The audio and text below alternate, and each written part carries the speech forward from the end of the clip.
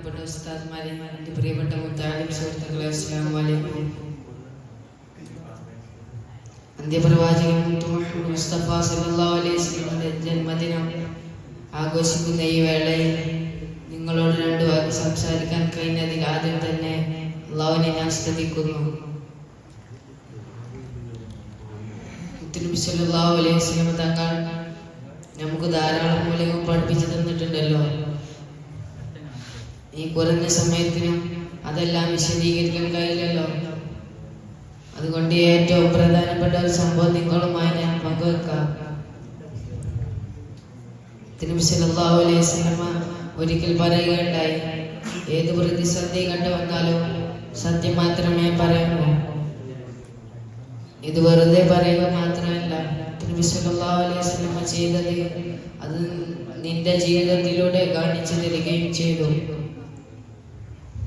അതുകൊണ്ട് തന്നെയാണ് നബി സല്ലല്ലാഹു അലൈഹി വസല്ലം തങ്ങളെ അവിടുത്തെ ശത്രുക്കൾ പോലും അൽ അമീൻ എന്ന് വിളിച്ചത്. ഒരിക്കൽ ഒരു അഹ്റാബി നബി സല്ലല്ലാഹു അലൈഹി വസല്ലം തങ്ങളുടെ അടുക്കൽ വന്നുകൊണ്ട് പറയുകയുണ്ടായി, എനിക്ക് എല്ലാ തെറ്റുകളിൽ നിന്നും ഒരേ സമയം മാറി നിൽക്കാൻ കഴിയില്ല പ്രവാചകരെ. ഏതെങ്കിലും ഒരു തെറ്റിൽ നിന്ന് മാത്രമേ മാറി നിൽക്കാൻ കഴിയൂ നബിയെ.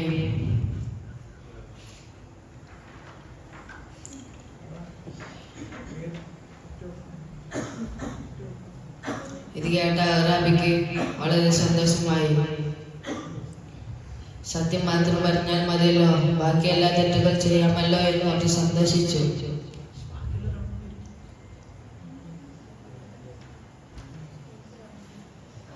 അദ്ദേഹം അടുത്ത ദിവസം മോഷ്ടിക്കാൻ എന്ന ഉദ്ദേശത്തോടെ ഒരു വീട്ടിലേക്ക് പോവുകയായിരുന്നു. അപ്പോഴാണ് നബി സല്ലല്ലാഹു അലൈഹി വസല്ലം ചെയ്തിട്ടുള്ള ആ കരാർ ഓർമ്മ വന്നത്.